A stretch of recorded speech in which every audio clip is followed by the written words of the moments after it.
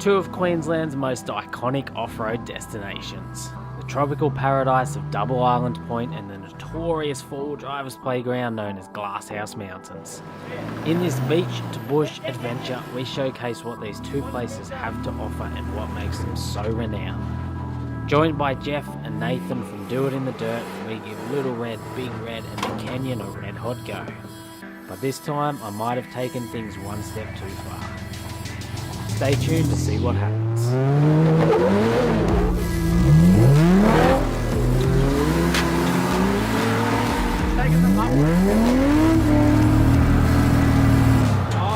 Queensland adventure up to our last few days now, and we're beginning this episode at Double Island Point, I believe it is, just outside of Rainbow Beach, not too far from Fraser Island at all. Big round of applause and bring him forward. He's going to let us know about his adventures over the last 12 months. Thanks, Tyler. Awesome, thank you. Hello everyone, my name's Tyler Thompson. I assume you've probably seen me before if you're here.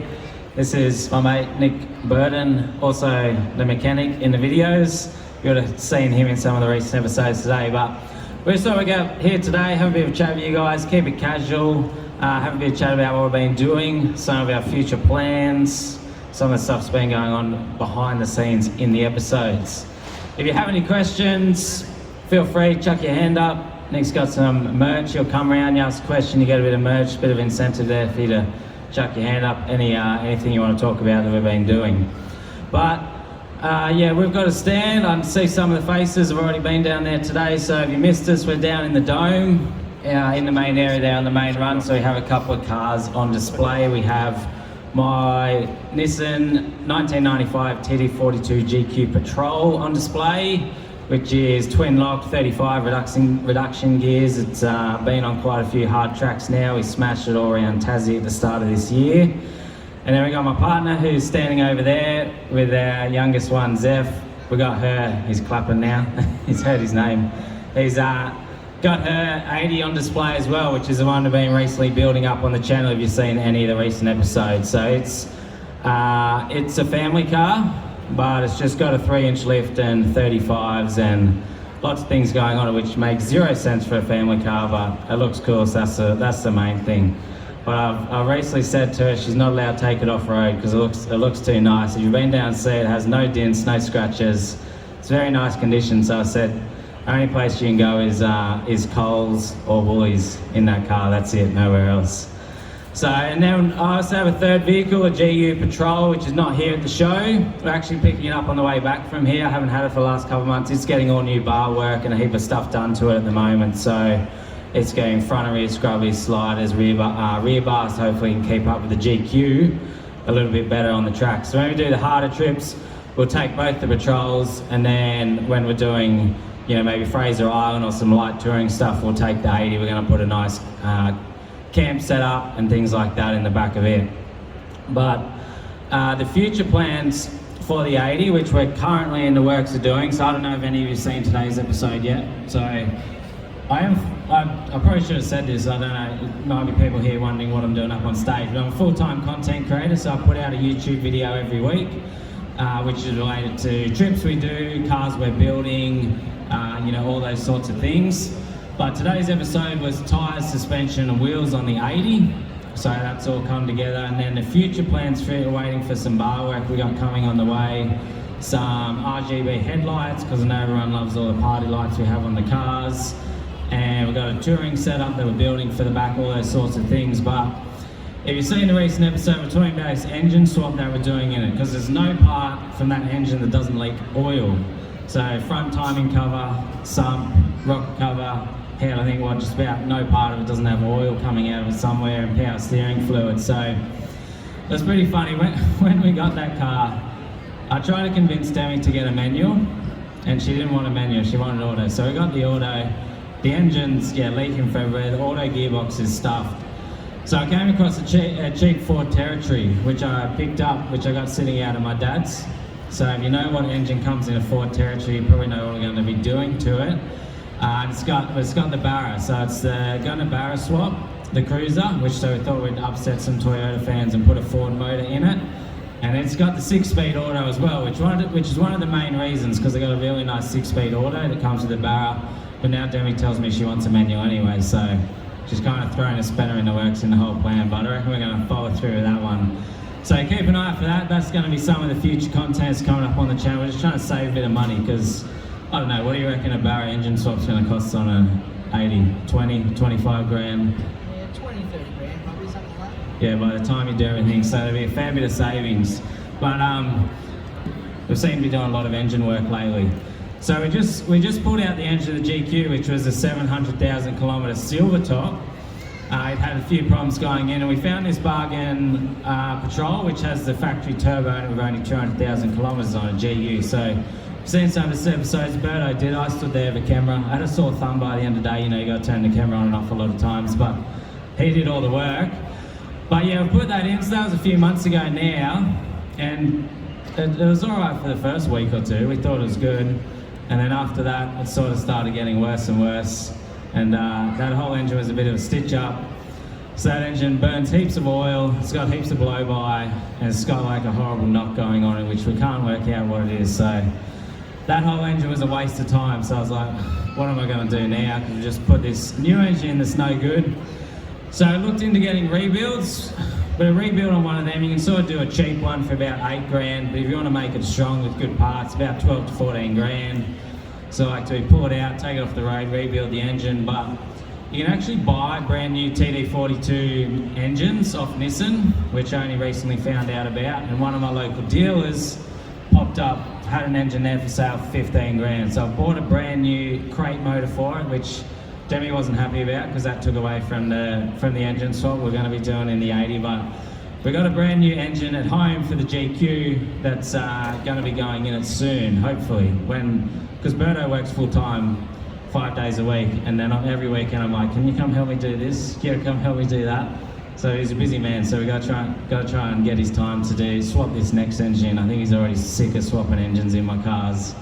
But that'll be some of the future, because I want to get that engine, I want it to be alive. We want to do some big trips, like try and get away for some further content. We want to do Cape York again. We want to get out to the Simpson Desert, maybe down to the Flinders Ranges, and some of those like awesome further away places, you know, get that car nice and reliable to do those further trips. There is a little bit of a tractor on the highway. If you've driven an old GQ, they're quite noisy, loud, hot, everything else, but if the engine's good, then it should get us there. But if anyone's got any questions, they want to chuck their hand up, ask about anything we've been doing, Bert'll come around, he's got a microphone, he's got some merchandise there, so if you got any questions, feel free to chuck your hand up, have a bit of a chat about what we've been doing. No, there you go, we got one down the front there. It's always hard for the first person to put their hand up, someone's got to do it. Yeah, just to get started. You seem to have increased your own ability, your own skills on the tools. Do you feel that? Do you feel over the last couple of years you've increased your knowledge? Yeah, definitely through like being around the guys that do it, watching it happen, and even editing the video, because I edit all the videos, so by the time you watch it through like 3 or 4 times, you pick up everything they've said, and you come away learning to do basic things. So I remember when I first got into four-wheel driving, maybe 6-7 years ago, I remember I got like a four-wheel drive action magazine at the time, and they're talking about lockers and like mud tires. Just had no idea. I was like, a locker. I was like thinking like a locker at the gym, and I was like, how's that going to help me when I'm out on the tracks? And then they're talking about like mud tires and suspension, leaf springs. I had no idea. So I can tell you now, I've come a long way. I think about 7 years I couldn't even change a tire on a car. I was about the furthest away from a car person that you could imagine. So yeah, I definitely have learned a bit over time. I thought so, but I might throw the question over to Nick. What do you reckon, mate? Yeah, look, he's come a long way, but he does still have a fair way to go, I reckon. Still got a little bit to learn off Nick there, especially swapping the engines and stuff like that. It'll get a little bit complicated for me. He's real good at doing up bolts. Yeah. If you ever see the episodes where I put on a tyre, I make sure to get the clip. Every bolt I do up, I make sure to film it so people know I'm doing something. Yeah, I definitely agree with keeping the Nissans for the hard tracks and the Toyota for the easy beach runs. What do you reckon? Smart. Yeah, that's it. What do you reckon your most used mod is on your 4Bs? And don't say the whip. Yeah, look, if we can't count the whip, I don't know. One of the best things I ever did, like on the GQ, was the wide tyres on it. I find, because it's got GU diffs, it's already 20% wider than factory, and then I put NEG 38 wheels on it, so it's basically NEG 58 from factory. If you go have a look at it, the wheels are out like a long way, but I've done some ridiculous tracks in that thing, and basically I can't damage it. It doesn't have any pedal damage at all yet, everything I put it through. And I put it down to the wider tyres, and then the bar work all around. So bar work and wide tyres protect your car. Another thing I say to do with that one is reduction gears. A lot of people don't do them, but they're so good for off-road. I love reduction gears, big difference.